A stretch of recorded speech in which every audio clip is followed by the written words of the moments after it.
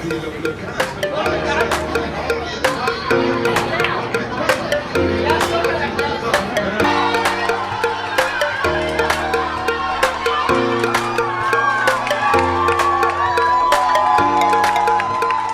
Everyone, যে যেখান থেকে এই মুহূর্তে আমার ভিডিওটি দেখতেছেন সবাইকে জানাইতেছি আমার চ্যানেলে ওয়েলকাম।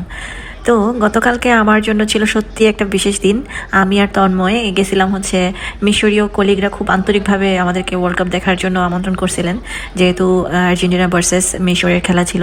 তো পুরো ক্যাফেটা শুধু তাদের কলিগ, ফ্যামিলি আর অতিথিদের জন্য হচ্ছে বুক করা ছিল।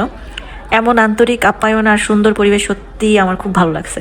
তা চলেন আপনাদেরকে সেই মুহূর্তগুলো দেখাই। ও এখানে আরও একটা জিনিস আমি বলতে ভুলে গেছিলাম, সেটা হলো কি, যেহেতু মিশর ভার্সেস আর্জেন্টিনার খেলা ছিল, তো সেখানে কিন্তু সবাই মিশরই থাকবে, সেটা স্বাভাবিক। একমাত্র ব্যক্তি তন্ময় ছিল আর্জেন্টিনার সাপোর্টার। তো বুঝেন এবার দুইটা গোল খাওয়ার পরে আর্জেন্টিনার কী অবস্থা হয় প্রথম দিকে। তো ও অনেক কষ্ট পাইতেছিল মনে মনে, কিন্তু এতগুলো মিশরীয়দের ভিতরে একজন আর্জেন্টিনার সাপোর্টার। তো ব্যাপারটা আরও বেশি ইন্টারেস্টিং ছিল। দেখেন তারা কত মজা করছে, মানে আমার কাছে আসলে কে জিতলো কে হারলো সেটা পরের বিষয়। তাদের মাতৃভূমি, আসলে যার যার মাতৃভূমিকে তারা অনেক বেশি ভালোবাসে, যেমন আমরা আমাদের দেশকে অনেক বেশি ভালোবাসি।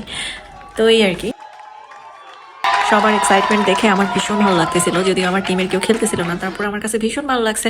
তো খেলা দেখতে দেখতে আমি কলিগদের সবার সাথে মিট করলাম, সাথে খাবার খেলাম, আমার ফেভারিট জুস খেলাম, ওয়াটারমেলন। এখানে অ্যারাবিক ভাষায় ওয়াটারমেলনকে রিগ্গি বলে।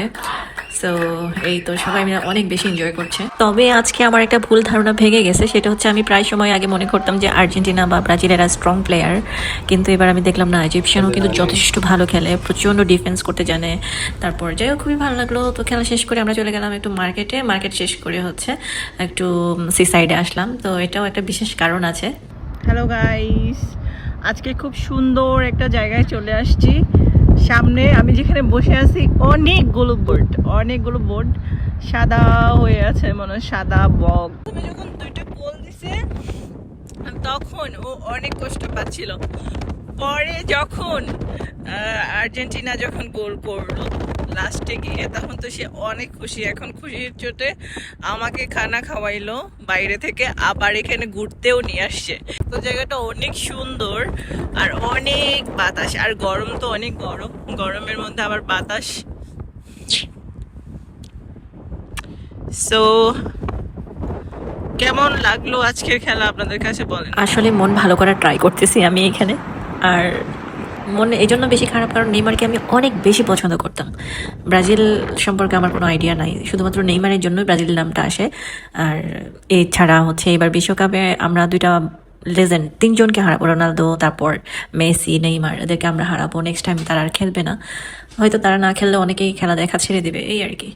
তো সবাই ভালো থাকেন, সুস্থ থাকেন। কে কোন দল সাপোর্ট করেন অবশ্যই কমেন্ট বক্সে জানাতে ভুলবেন না। টাটা।